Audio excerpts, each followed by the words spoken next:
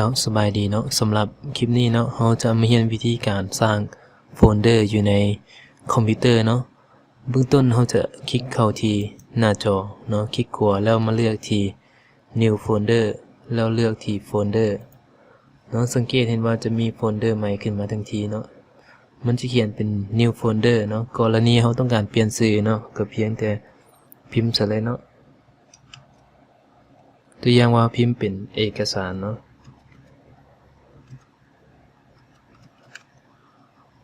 มันก็จะสามารถเปลี่ยนชื่อได้เนาะหลังจากที่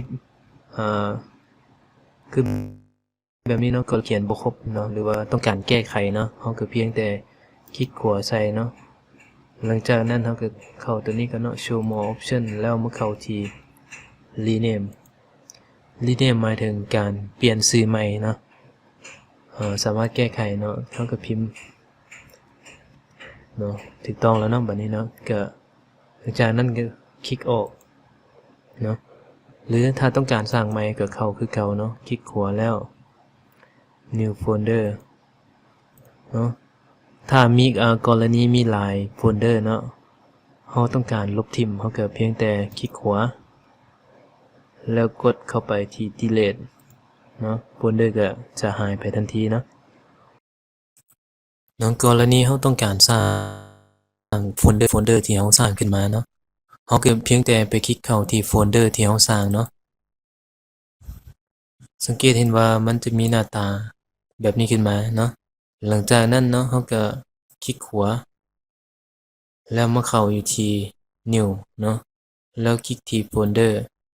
เนาะสังเกตเห็นว่าจะมีโฟลเดอร์ใหม่ขึ้นมาเนาะอยู่ในโฟลเดอร์ของเราเนาะหลังจากนั้นเราก็เปลี่ยนชื่อเนาะเปลี่ยนชื่อตามที่เราต้องการเนาะจะเอามาเป็นรูปภาพเนาะ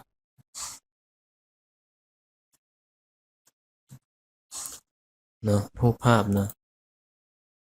สังเกตเห็นว่าจะมีโฟลเดอร์1โฟลเดอร์เนาะวันนี้กรณีถ้าเราต้องการก๊อปรูปภาพอย่างต่างๆก๊อปรูปภาพหรือก๊อปเอกสารมาใส่ในโฟลเดอร์ที่เราสร้างไว้เนาะเพียงแต่เราไปโซกหาตำแหน่งของรูปภาพเนาะที่อยู่ในคอมพิวเตอร์เนาะตัวอย่างว่ารูปภาพอยู่ในคอมพิวเตอร์เนาะมันจะเข้าอยู่ที่ดิส PC เนาะหลังจากนั้นเนาะเราจะมาเข้าอยู่ที่ตัวนี้เนาะ Windows เนาะหลังจากนั้นเราจะมาเข้าอยู่ที่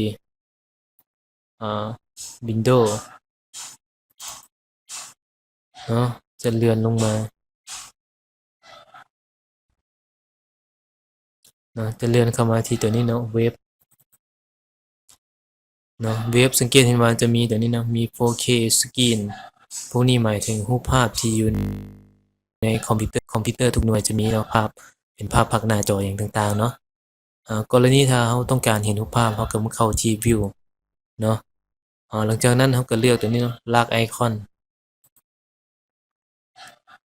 เนาะหลังจากนั้นเราสามารถคลิกเบิ่งแต่ละรูปเนาะแต่ละโฟลเดอร์ได้เนาะตัวอย่าง wallpaper เราก็คลิกเบิ่งได้เลยเนาะมันจะมีหลายๆตัวเนาะหลังจากนั้นถ้าเราต้องการก๊อปตัวใดไปใส่เนาะเราก็คลิกเข้าไปเนาะเห็นบ่สังเกตเห็นว่าจะมีรูปภาพขึ้นมาทันทีเนาะกรณีต้องการ copy เนาะเราก็เพียงแต่ทาสีเนาะโดยการคลิกเมาส์ข้างแล้วลากขึ้นมาแล้วคลิกขวาเนาะมันจะมี copy เนาะ